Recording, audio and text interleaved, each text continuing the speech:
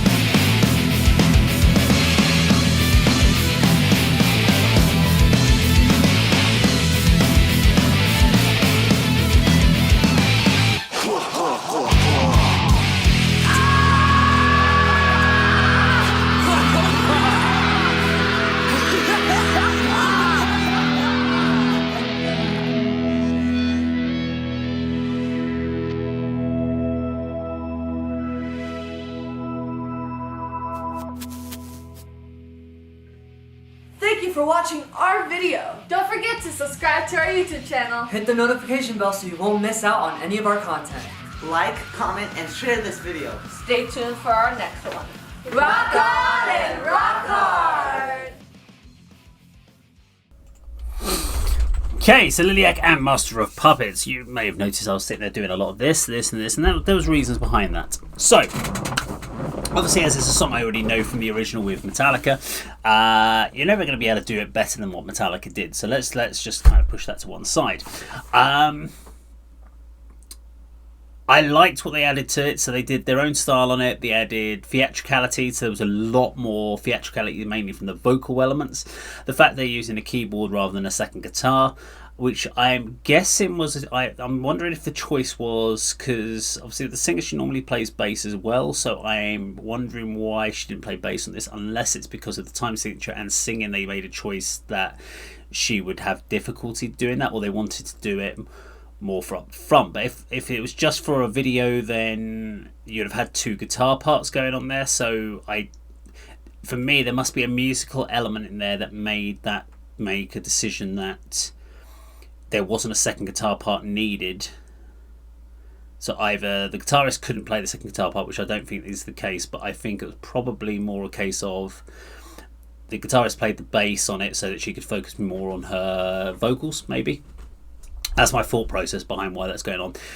Keyboards are a little bit off from my point of view, visually or audio in the ears, I guess, not from a key or anything like that, just from sitting in the mix. But I think it does settle. It's okay over time. It's just initially catches you off guard because you're waiting for the second guitar.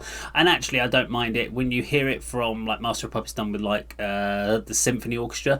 You've got that kind of element to it anyway, so it kind of works. I quite liked that. Eventually, it took me a little while to get used to it.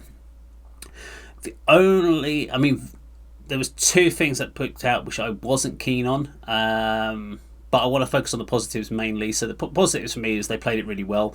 They did their own take on it. I would have maybe liked them to go even further with it. So like, if you're going to go off and go and kind of do big theatricality, because they did do a lot of theatricality, grandiose show, I think it could have gone even further and taken it maybe doing something a bit different with the song. I prefer it when people do covers that keep the core elements there, but kind of maybe change some of the tempo, change some of the breakdowns, add more of their own personal elements to it. They started doing that with the grandiose kind of classic power Dio style metal, but I think they could have done more with it. But I liked the fact that they at least went down that route. There was two things that kind of, one musically, one visually. So the musical thing was literally just on the vocal line over the bit where she's like, it's over the chorus. I can't remember how the lyrics go. I should know that. It's every time she got to the end of a phrasing. So da da da da, pulling your strings. We should do that blip where she'll sing like the word strings on screams.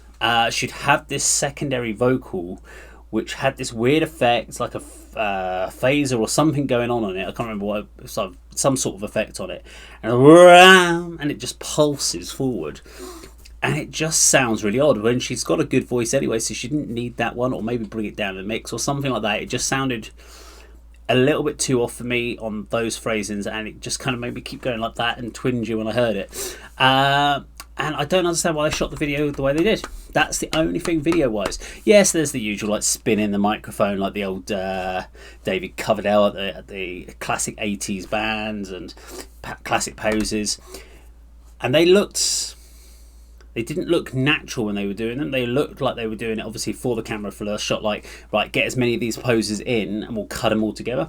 But then they did the cut scenes to what looked like a sheet metal factory or a loading dock. For some reason, I don't know why those cutscenes were there. So I'm guessing they were just there to cut the video up from the live performance. So it feels to me like when they put the video together, all their plan, they were like, we've got this big empty space. Great, we can shoot a video here. And then rather than just having a shot of you guys just playing, every so often we'll cut to different bits of machinery. But you've got like shots of, here's a row of sheet metal. And you're like, why? What's that going on? I'd have preferred more cutaways to something else, just a bit more of a, even if they use footage like new old style news footage or anything about that would help with a storytelling or to try and tie it into the lyrics of the song, and then cut back, then you wouldn't have had to use so much of the live footage of them playing. You could cut it back because there was a lot of cutting back to them playing, which they were then having to fill it out by doing rock poses and stuff like that, and you could feel, I don't know, it felt the balance of the amount of footage of them versus something else was wrong. And it's fine doing the rock poses when you've got a whole crowd in front of you screaming and putting your arms up like that. Then you'll react to them, but they're trying to react to nothing. They're reacting to just a camera. And it felt that because they had a lot of space to fill up. Because it wasn't like it was a small little room where they were, and they tried to, I could see they were reacting a little bit off of each other, but they were in their own little zones and stuff like that. But that's the only thing. I wasn't a big fan of the video itself. I thought their own twist on the cover was cool. I liked what they did with that. Interesting why she's not playing the bass, and there was that vocal bit there on the choruses, which I wasn't a big fan of. Everything else, thumbs up from me. But let me know what you think in the comments down below. I look forward to the hatred that I always receive about Liliac. It's always fun to read your comments. Now, if you like the video, please do subscribe, click the bell icon, like and share. And remember that, of course, is how Dave does it.